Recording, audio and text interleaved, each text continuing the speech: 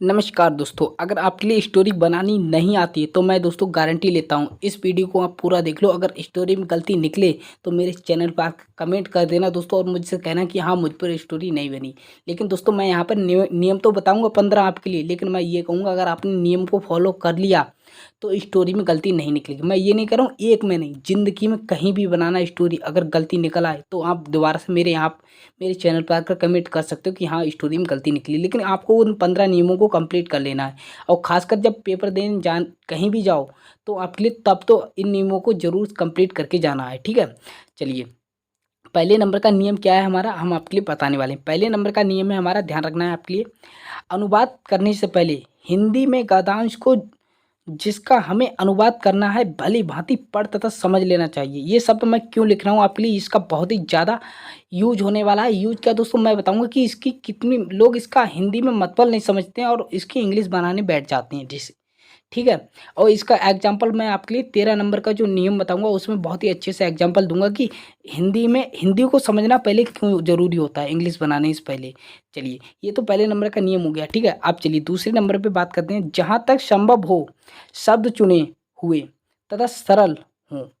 जो भी यहाँ पे कहने का मतलब ये है, जहाँ तक आपने जो भी शब्द इंग्लिश बना रहे हो तो ज़्यादा से ज़्यादा कोशिश करें कि आप सरल से सरल शब्द चुनें। कोई भी लंबा शब्द हो तो उसके लिए कम से कम चुनने की कोशिश करें। ठीक है, कठिन शब्दों का प्रयोग से बचना चाहिए। अब मान लीजिए कोई भी शब्द कठिन है तो उसका आप जो छोटी से छोटी मीनिंग में अगर उससे तोड़ सकते हो तो उसे छोटी से छोटी मीनिंग में तोड़े। ठीक है, कठिन से कठिन शब्द का प्रयोग करना जरूरी ना समझें अपने लिए, मतलब कठिन से कठिन शब्द का इस्तेमाल करना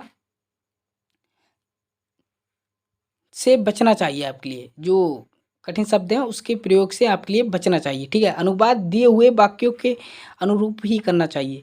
जैसे कोई वाक्य दिया हुआ है हिंदी में, आपसे ऐसे एक लाइन, जैसे इसमें कोई ऐसा नहीं होता कि अपनी तरफ से ऐड कर लीजिए। जितना टेंस में ऐसे कोई भी टेंस दिया है बनाने के लिए तो उसमें आपके लिए केवल उतना ही बना लिखना है जितना कि उसमें बूझा गया है। कुछ भी अपनी तरफ से नहीं लिखना है, जैसे is are am go to, कोई भी मीनिंग आपके लिए अपनी तरफ से ऐड नहीं करनी है। अगर आप अपनी तरफ से कुछ भी ऐड करते हो तो आपकी स्टोरी गलत बन जाएगी। ठीक है, याद रखना है। यही बात मैंने इस दूसरे वाले नियम में बताई है। ठीक है, विद्यार्थी को अपनी तरफ से उसमें बढ़ाना या कुछ भी बढ़ाना नहीं चाहिए। ठीक है, तो जो नियम है जितना बूझा जाए उतना ही आपके लिए हल करना है, उतनी ही ट्रांसलेट करनी है स्टोरी, और कुछ भी अपनी तरफ से नहीं बढ़ाना है। चलिए नियम तीसरा, अंग्रेजी में ऐसे शब्दों का प्रयोग कदापि नहीं करना चाहिए जिनका विद्यार्थी को भली भांति ज्ञान ना हो। जैसे मान लीजिए आप स्टोरी बना रहे हो और आपने अपनी तरफ से ऐसे कहीं भी कोई भी अक्षर देखा इंग्लिश का वो लिख दिया, कहीं कोई सा शब्द लिख दिया। ऐसा करते हैं बहुत से स्टूडेंट्स, लेकिन उन्हें उनका अर्थ नहीं पता होता है दोस्तों, जिससे कि उनकी स्टोरी गलत बन जाती है। तो यहाँ पर यही बात कही गई, ऐसे शब्दों का प्रयोग ना करें जिनका आपके लिए अर्थ ना पता हो। ठीक है, अंग्रेजी हिंदी के शब्दों का और मुहावरों का ज्ञान तथा अंतर ज्ञात होना चाहिए। यहाँ पर यही बात कही है, अगर कोई भी मुहावरा है, मुहावरे इंग्लिश में होते हैं, आपने पता होगा इंग्लिश में भी मुहावरे होते हैं, और इंग्लिश में मुहावरे का जब तक आपके लिए अर्थ नहीं पता हो, जब तक कहीं भी स्टोरी में उसका यूज नहीं करना है। पता चला स्टोरी में कोई बात कही गई है, आपने मुहावरा यूज कर दिया तो मुहावरे का अर्थ कुछ और निकल गया है। तो इसलिए सोच समझ कर प्रयोग करना चाहिए। चौथे नंबर का नियम है, अनुवाद करते समय भाषा के रूप को नहीं बदलना चाहिए। जैसे भाषा का रूप क्या होता है, जैसे मान लीजिए किसी में क्वेश्चन वर्ड होता है, किसी में आज्ञा दी जा रही है, तो जो नियम है, जो भाषा की जो भाषा है उसको उसी में रहने देना चाहिए। जैसे कोई वाक्य हो, प्रश्नवाचक, आज्ञावाचक, निषेधात्मक, उसका वैसा ही रूप रखना चाहिए। ठीक है, जैसा रूप है उसका वैसा ही रखना चाहिए। जैसे किसी को कोई आदेश दे रहा है तो उसके लिए ऑर्डर दे रहा है ना, तो उसे ऑर्डर के ही रूप में रखना चाहिए। चलिए नेक्स्ट क्या है, नेक्स्ट नियम है, पांचवा नियम है, वाक्य को उचित शब्दों का उचित स्थान पर प्रयोग करना चाहिए। उचित स्थान का, मान लीजिए जहाँ पर इज लगती है तो वहाँ पर इजी लगना चाहिए, और जहाँ पे सब्जेक्ट लगती है वहाँ पे सब्जेक्ट लगना चाहिए, और जहाँ पर ऑब्जेक्ट लगती है वहाँ पर ऑब्जेक्ट। ठीक है, पता चले जहाँ सब्जेक्ट लगती है वहाँ ऑब्जेक्ट कर रहे हो, जहाँ ऑब्जेक्ट लगती है वहाँ सब्जेक्ट कर दिया, जहाँ इजाराम लगता है वहाँ पे कहीं कुछ लगा रहे हो, कहीं कुछ लगा रहे हो। तो ये भी क्रम आपके लिए पता होना चाहिए। वाक्यों में उचित शब्दों का उचित स्थान पर प्रयोग करना चाहिए। ठीक है, यहाँ पर इस वीडियो में मैं आपके लिए सभी नियम बता दूंगा, लेकिन अगली जो वीडियो लेकर आऊँगा उसमें मैं इन नियमों का आपके लिए पालन करके बताऊंगा कि किस तरीके से इनको आपके लिए तैयार करना है। ठीक है, अभी तो आप कहीं से भी पढ़ सकते हो। नियम 6, विद्यार्थियों को रूल्स ऑफ नरेशन याद रखना। रूल्स ऑफ नरेशन आपने देखा होगा, डायरेक्ट और इनडायरेक्ट के कुछ नियम होते हैं। जैसे कि कोई कहता है अपनी बात को, वो उसी बात को हम अपनी तरफ से अपने अपनी भाषा में कहते हैं ना, तो उसी के लिए बोलते हैं डायरेक्ट नरेशन। ठीक है, नरेशन मतलब होता है डायरेक्ट इनडायरेक्ट। ठीक है, तो डायरेक्ट इनडायरेक्ट का ज्ञान होना बहुत ज़रूरी है। अगर स्टोरी बनाना आपके लिए कंप्लीटली सीखना है तो डायरेक्ट इनडायरेक्ट पे जाना और आज ही से चैप्टर पढ़ना शुरू कर देना। ठीक है, उसके बाद कैपिटल लेटर्स, कौन सा अक्षर बड़ा बनता है, कौन सा छोटा बनता है। ठीक है, और article article sequence tense of punctuation. ठीक है, इनका ज्ञान होना बहुत ही जरूरी है। चलिए नेक्स्ट नियम है हमारा 7वें नंबर का नियम है प्रोपोजिशन के प्रयोग का ध्यान रखना चाहिए। परम आवश्यक है, किन किन शब्दों के साथ किन किन प्रोपोजिशन का प्रयोग होता है, इसे याद रखना चाहिए। जैसे कि मान लीजिए आपने प्रोपोजिशन पढ़ा होगा कि बहुत से शब्द होते हैं जिसके किसी के साथ में टू लगता है, किसी का साथ में नेवर लगता है, किसी के साथ कोई वर्ड के साथ में कुछ लगता है। तो इन वाक्यों का भी ज्ञान होना बहुत जरूरी है। और प्रोपोजिशन वर्ड क्या होते हैं ये आप एक बार चाहें तो कोई भी सोशल मीडिया प्लेटफॉर्म पर सर्च मार के देख सकते हो, और नहीं देखना है तो दोस्तों इस पे मैंने स्पेशली एक वीडियो तैयार कर ली है, वो बहुत ही जल्दी आने वाली है चैनल पर। चलिए नेक्स्ट है 8वें नंबर का नियम है विद्यार्थी को अपने शब्द भंडार को बढ़ाना चाहिए। शब्द भंडार को ज़्यादा से ज़्यादा मीनिंग याद करनी चाहिए। अगर आप कंप्लीटली स्टोरी बनाना सीखना चाहते हैं तो आपके लिए ज़्यादा से ज़्यादा मीनिंग को याद करना होगा। ठीक है, इसके लिए अभ्यास की आवश्यकता है। शब्द भंडार जिसके लिए हम इंग्लिश में बोलते हैं वोकेबलरी। ठीक है, अंग्रेजी की अन्य पुस्तकें पढ़ें आप। ठीक है, अगर शब्द भंडार बढ़ाना है वोकेबलरी पढ़ें और अन्य पुस्तकें पढ़ें, और साथ में न्यूज़पेपर पढ़ें तो और ज़्यादा अच्छा होगा, जिससे आप स्टोरी बनाने की, इंग्लिश पढ़ने की, इंग्लिश समझने की क्षमता को बहुत ही ज़्यादा मतलब ऊंची लेवल तक ले जा सकते हो। ठीक है, न्यूज़पेपर पढ़ने के साथ साथ। चलिए नेक्स्ट नियम है हमारा अनुवाद करते समय स्पेलिंग मिस्टेक नहीं करनी चाहिए। अब मान लीजिए नियम भी लगा दिया, सब कुछ लगा दिया बढ़िया से, सभी क्रमबद्ध, लेकिन फिर भी अब मान लीजिए आने की होगी कम, उसके लिए लिख रहे हो केम, ये बात कही गई है। कोई भी मीनिंग की आप आपके लिए जो स्पेलिंग है उसको पे खासकर ध्यान रखना है आपके लिए, कि मीनिंग गलत नहीं होनी चाहिए। जल्दबाजी में मीनिंग गलत लिख देते हैं, जिसके जिसके आप मान लीजिए आने की होती कम, और आप ओ की जगह ए लगा दिए तो केम, वहाँ पे सेकंड फॉर्म हो गई। आपके एक अक्षर से आपका पूरा टेंस खराब हो जाएगा। तो इस छोटी छोटी मीनिंग्स इंग्लिश में खासकर ध्यान देना चाहिए, स्पेलिंग गलत नहीं होनी चाहिए।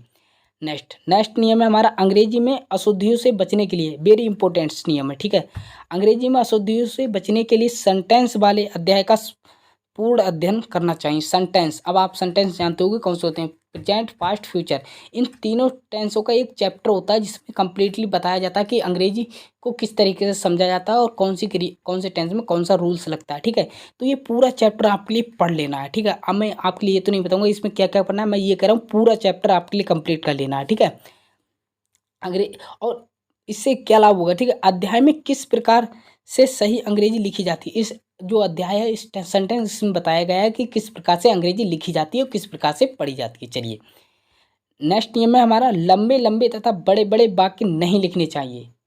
समझे नहीं, लंबी लंबी, जैसे आपने देखा होगा जो एक क्लास से लेकर 8 क्लास तक जो बुक होती है इंग्लिश की, उसमें छोटे छोटे वर्ड यूज होते हैं। ठीक है, जो हमारे समझने में भी बहुत ही आसानी होती है, और आप जैसी आगे की क्लास में बढ़ोगे तो वहाँ बहुत ही लंबे लंबे वर्ड यूज होते हैं। ठीक है, तो एक ही वर्ड में 4-5 वर्ड होते हैं। ठीक है, वर्ड बहुत लंबा होता है, लेकिन यहाँ पर वही बात कही, लंबे लंबे बड़े बड़े वाक्य का प्रयोग नहीं करना चाहिए। ठीक है, तो आपके लिए छोटे छोटे पता है तो छोटे छोटे वाक्यों का प्रयोग करें, बड़े बड़े का प्रयोग ना करें। ठीक है, तो अच्छा रहता है, जिससे टीचर को भी समझने में आसानी होती है और आपको भी समझने में आसानी होगी। ठीक है, चलिए नेक्स्ट नियम है हमारा यदि किसी बड़े वाक्य का अनुवाद करना है, कोई भी बड़ा वाक्य है अगर उसका आपको अनुवाद करना है तो घबराना नहीं चाहिए। जैसे मान लीजिए अगर कोई इतना लंबा वाक्य है, 1 2 3 लाइन निकल गई लेकिन उसका स्टॉप ही नहीं मिल रहा है, आप कहोगे यार इसकी तो बहुत दूर है आया था आया ऐसे शब्द आए, तो आपको घबराना नहीं है। उसके लिए छोटे छोटे वाक्यों में तोड़ लेना है। ठीक है, छोटे छोटे वाक्यों में तोड़ लीजिए, जैसे 4-5 अक्षर को मिला के एक तोड़ लिया और फिर उसके लिए लिख दिया, फिर 4-5 अक्षर को मिला के फिर बना लिया टेंस, फिर उसके लिए लिख दिया। तो इस प्रकार से बड़ी से बड़ी टेंस की इंग्लिश आप बना सकते हो। ठीक है, स्टोरी गलत नहीं निकलेगी। बस क्या होगा आपके लिए 4-5 अक्षर जिस जहाँ से सही सही अर्थ निकलता हो ना सीधा सीधा, तो उन्हीं को अक्षर को साथ साथ में ऐड करके कितना भी लंबा टेंस हो, चाहे पूरे चैप्टर का एक ही लास्ट में स्टॉप दिया हो, तब भी आप उसके लिए बना पाओगे। ठीक है, नेक्स्ट नेक्स्ट नियम मैंने क्या बताया था कि स्टोरी को समझ लेना चाहिए। क्यों समझ लेना चाहिए, ये आप इसमें सीखोगे। ठीक है, जहाँ तक संभव हो शब्दों के अनुसार अनुवाद, ठीक है, करना चाहिए शब्दों के अनुसार जो शब्द आपके लिए लिखा है। लेकिन यह ध्यान रखना चाहिए कि अनुवाद हास्यवाद ना बन जाए। हास्यवाद ना बन जाए मतलब फनी ना बन जाए। जैसे यहाँ पर देखें, आप बहुत से लोग होते हैं इस तरीके से फनी बना देते हैं। देखो, मेरा सिर चक्कर खा रहा है, बस अब मैंने पढ़ा और मैं इसके ऊपर बनाने लगा कि मैंने समझा नहीं इसका अर्थ क्या कह रहा है, ठीक है। तो माई की मेरा की लगा दी माई, सिर यहाँ पे सिर्फ की जगह होगा सिर, ठीक है। सिर की लगा दी हेड, और चक्कर की मतलब खा रहा है, खाने की क्या होती है ईट, और चक्कर की होगी सर्कल, और इज मतलब होगी है, ठीक है। सीधी सीधी मीनिंग लगा दी, लेकिन मैंने इसका अर्थ नहीं समझा। ये हो गया, ये तो मैंने अपने हिसाब से बना दिया, ठीक है, पहले वाला ये वाला बना दिया। लेकिन ये क्या है, इनकरेक्ट। इनकरेक्ट क्यों है, मैंने यहाँ पर केवल हिंदी पढ़ी और उसकी मीनिंग रख दी, लेकिन इसका अर्थ नहीं समझा। यहाँ पे लिखा है मेरा सिर चक्कर खा रहा है, चक्कर खा रहा है तो मतलब मेरा सिर सिर में दर्द हो रहा है, मुझे बहुत बुरा लग रहा है, ठीक है।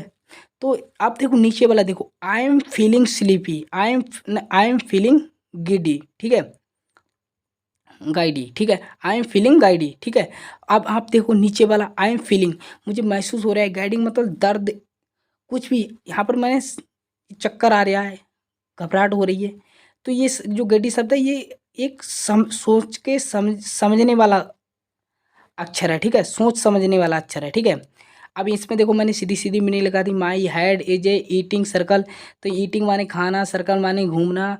तो ये देखो, और यहाँ से पढ़ोगे ना, आई एम फीलिंग स्लीपी, तो इसका मतलब एक ही दाव में आई एम फीलिंग गिड्डी, तो इस गाइडी, तो इस प्रकार से एक ही दाव में समझ जाएगा कि मैं, मेरे कहने का मतलब क्या है, मेरे सर में चक्कर आ रहा है, ठीक है। तो चलिए नेक्स्ट क्या है, नेक्स्ट में ये दूसरा एग्जाम्पल है, मेरा दिल कुछ दृश्य को देखकर बाग बाग हो गया। अब आपके लिए सीधी सीधी मीनिंग रखोगे तो ये इस प्रकार से बनेगा, इनकरेक्ट होगा। लेकिन अगर इसके लिए इसका अर्थ समझ के बनाओगे तो ये इस प्रकार से बनेगा, I become overjoyed to see the scene, कि आई बिकम ओवरजॉयड, ओवरजॉयड मतलब बाग बाग हो गया, खूब मजा आया, ठीक है। सीधा सीन, सीन को देख के खूब मजा आया, ठीक है। और ऊपर बारे में मैंने सीधे सीधे मीनिंग लिख दी, इसमें क्या है, my heart become garden, garden बाग बाग की सीधी सीधी मीनिंग लगा दी, गार्डन गार्डन देखने की सीन, दैट सेंस।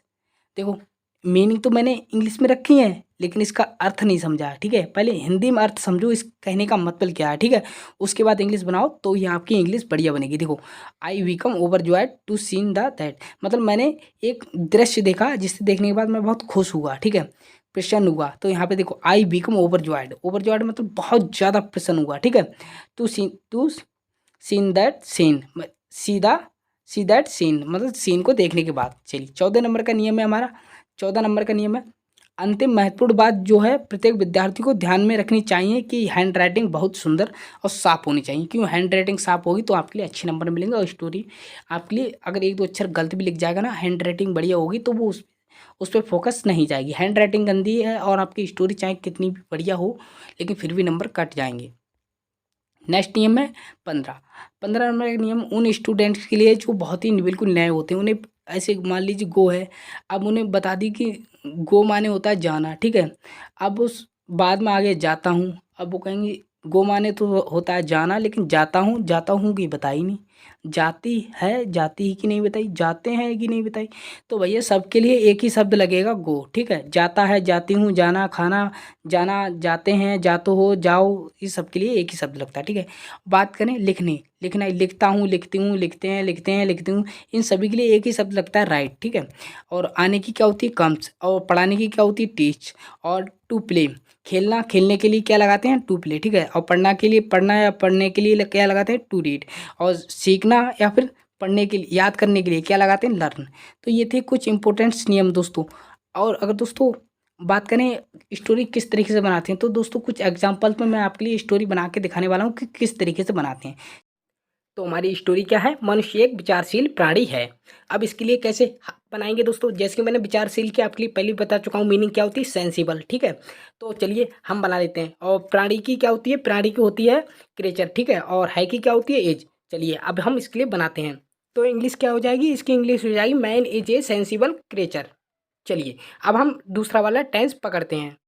अगर दोस्तों हम इसी प्रकार आगे बढ़ते हैं तो हमारा अगला टेंस है वह अपने चारों ओर की प्राकृतिक घटनाओं पर ध्यान देता है। तो चलिए सबसे पहले हम जानते हैं इसमें इंपॉर्टेंट्स बात क्या है। इंपॉर्टेंट्स बात है सबसे पहले मीनिंग को जानना। तो बात करें घटनाओं की मीनिंग होती है इंसिडेंट्स, दूसरी मीनिंग है ध्यान देना, ध्यान देने की क्या होती है टू नोटिस।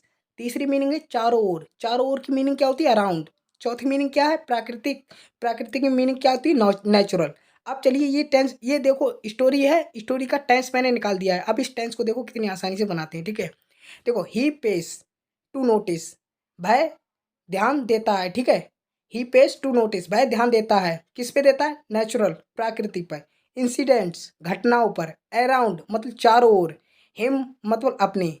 तो हम एक बार इसकी फिर से पढ़ते हैं। He pace to notice the natural incidents around him, वह अपनी चारों ओर की होने वाली घटनाओं पर ध्यान देता है। दोस्तों मैं अपने चैनल पे ऐसी वीडियो लाऊंगा दोस्तों, मैं गारंटी लेता हूँ आपको स्टोरी बनाना मैं सिखा दूंगा, ठीक है। और दोस्तों आपने देखा होगा यहाँ पर मैंने लगाया ही पेस, ही पेस इसका मतलब होता है देखो ता है ती है, अगर ये वाले टेंस होते तो इसमें हम एस या ई एस का प्रयोग करते हैं, ठीक है। आपके लिए ध्यान होगा, इसलिए यहाँ पर मैंने एस लगा दिया है। चलिए बाकी सब कुछ सेम है। अब चलते हैं अपने नेक्स्ट टेंस की तरफ जो हम स्टोरी से ही उठाकर ला रहे हैं।